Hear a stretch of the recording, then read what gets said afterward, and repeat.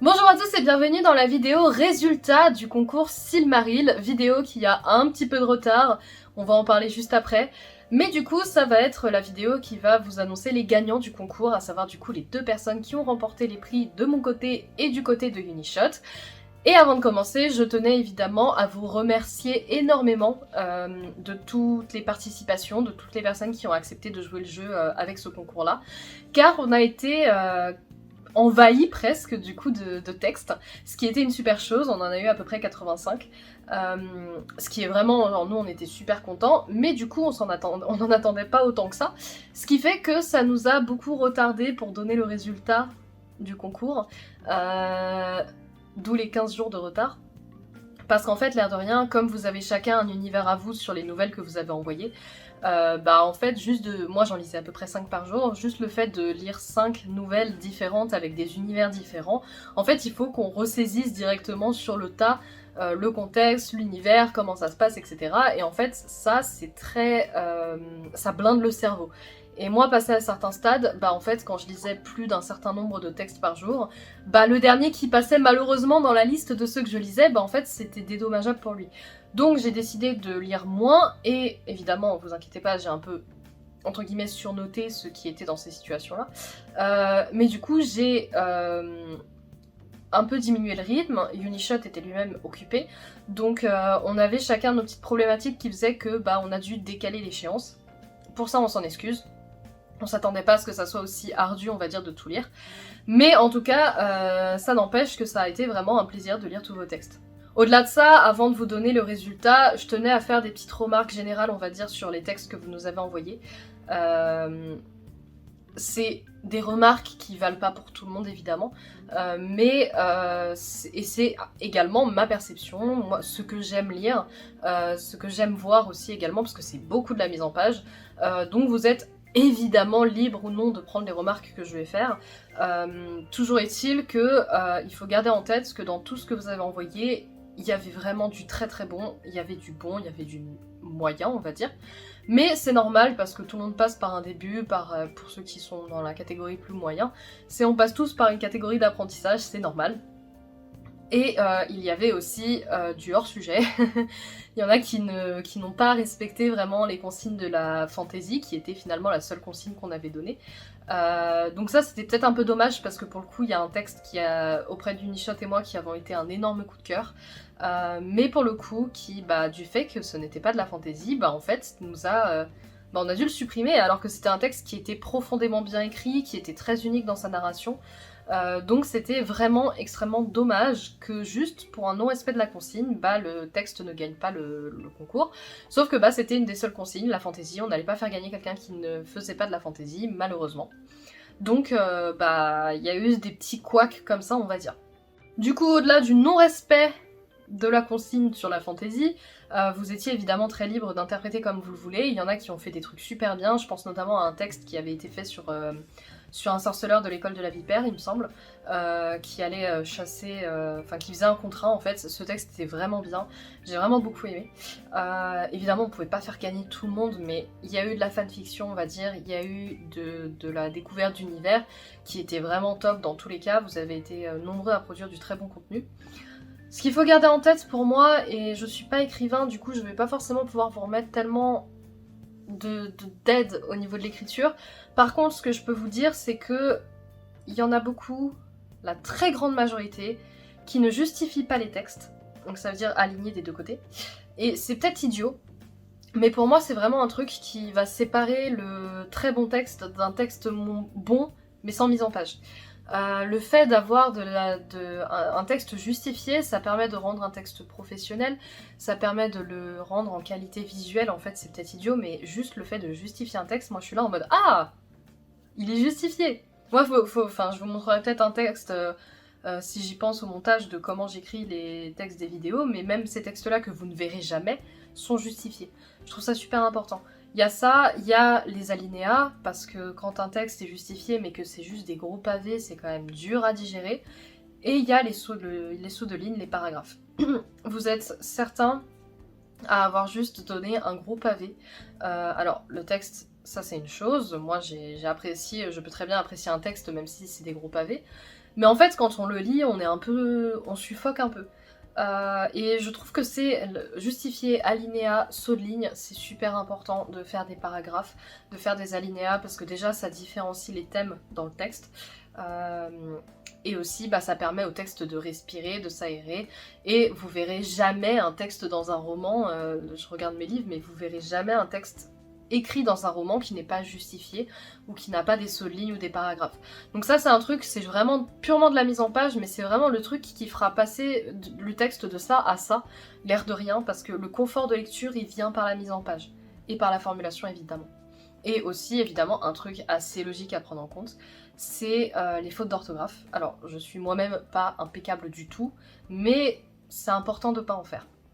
Donc voilà, il faut garder tout ça en tête, je trouve ça super important au niveau de la mise en page, les trucs comme ça. Et dans le cas de nouvelles, c'est intéressant de savoir quand même bien amener le sujet.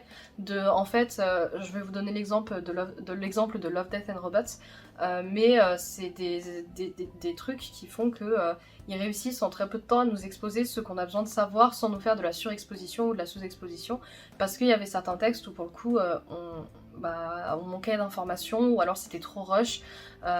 Du fait que ce soit un format nouvelle, ça mettait des obligations et des fois c'était un peu chaotique.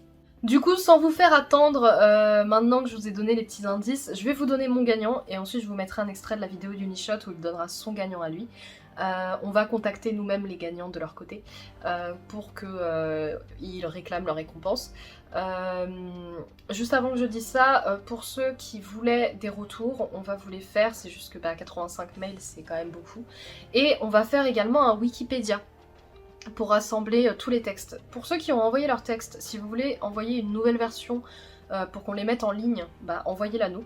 Comme ça on mettra votre nouvelle version mise à jour. Et pour ceux qui ne veulent pas que l'on partage leurs textes sur un Wikipédia où on mettra tous les textes du concours, envoyez-nous également un mail, comme ça on le partagera pas en fait, tout simplement. Maintenant que je vous ai dit ça, je vais juste faire quelques mentions honorables parce que pour moi ça a été extrêmement dur de choisir un texte. Je les ai notés là. Donc je vais avoir une petite mention honorable pour les textes qui malheureusement étaient vraiment genre là dans mon cœur, mais n'ont pas gagné parce que à terme en y réfléchissant c'était un autre texte que j'ai préféré, mais que j'ai beaucoup adoré, c'est La Confession de Célial, Le Dilemme, Sagesse Terme et Saad Inkar. Alors ces quatre là, ils étaient très qualitatifs, ils étaient pas parfaits, mais les thématiques, l'histoire m'ont beaucoup parlé, moi j'ai beaucoup aimé. Je pars du principe que si jamais ils me sont restés en tête, c'est que je les ai aimés. Il y avait aussi La Vime de Mana, qui était vraiment bien.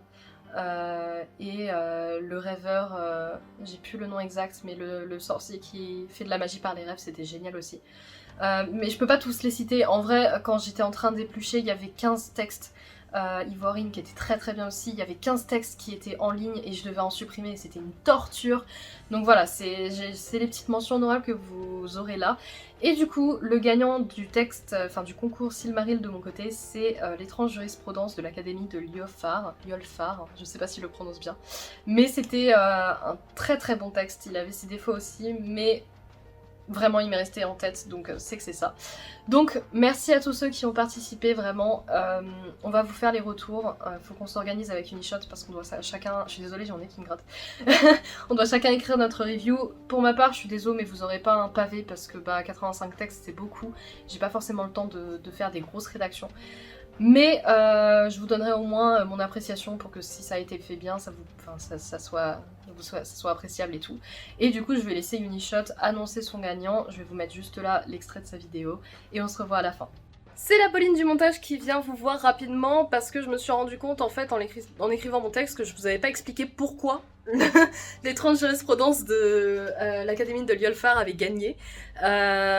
Comme j'ai dit avant, on va faire une lecture du texte du coup le dimanche 17 à 21h sur le Twitch de la chaîne. On va faire une lecture de ce texte-là et des autres textes qui m'ont plu, comme ça vous verrez pourquoi il a gagné et pourquoi les autres ont été mes coups de cœur. Donc vous aurez un avis un petit peu plus en profondeur, on va dire, de pourquoi j'ai aimé. Mais du coup, avant que je passe le relais à Unishot, je vais quand même vous expliquer pourquoi j'ai aimé ce texte. Bref, j'ai aimé ce texte parce qu'en fait il y avait un côté très on comprend pas ce qui se passe. On est paumé comme le personnage principal, et ça c'est quelque chose qui me parle toujours énormément, notamment dans les textes que j'ai pu beaucoup lire dans la littérature d'école. Genre par exemple L'étranger de Camus, etc. C'est des textes où en fait on pige pas trop tout, mais le personnage principal non plus, et du coup on est juste là à essayer de comprendre, et ça c'est quelque chose que j'ai vraiment très sincèrement beaucoup aimé. On n'arrive pas trop à savoir où va le texte, mais moi c'est quelque chose que j'aime bien aussi, découvrir au fil de l'eau. On sait pas si le personnage qu'on suit c'est quelqu'un de bien ou quelqu'un de mauvais, ça c'est bien aussi. L'écriture était très bonne, le champ lexical était très bon, la tournure des phrases était très bien faite, et l'idée générale du plot était vraiment super bien. Après c'est vrai que moi, contrairement à Unishot, tous les textes que j'ai vraiment beaucoup aimés étaient assez sombres, c'est vrai que c'est beaucoup plus mon univers à moi. Désolée, je regarde beaucoup là parce que c'est dehors en fait. Mais du coup, voilà, c'est beaucoup ce qui m'a beaucoup plu, et j'aime beaucoup en fait, vous verrez quand on fera la lecture en live des textes, les textes qui m'ont le plus plu, c'est finalement les textes qui avaient un espèce de plot twist à la fin où on s'y attendait pas. C'est quelque chose que j'aime beaucoup aussi. Il y en avait un dans L'étrange jurisprudence, il y en avait un dans d'autres textes. Désolée, il y a du bruit. Donc c'est vraiment ce qui m'a le plus marqué. Et du coup maintenant je vais laisser Unishot donner son gagnant, et on se revoit à la fin pour l'outro. Moi, le texte que j'ai choisi comme gagnant, et il y en a plein d'autres qui auraient pu gagner, franchement ça a été très difficile de choisir. Il y a eu des textes qui étaient vraiment excellents, comme je l'ai déjà dit. Donc ça a été vraiment très difficile de choisir. Mais le texte que j'ai choisi, c'est celui qui se rapprochait le plus d'une littérature de la fantasy.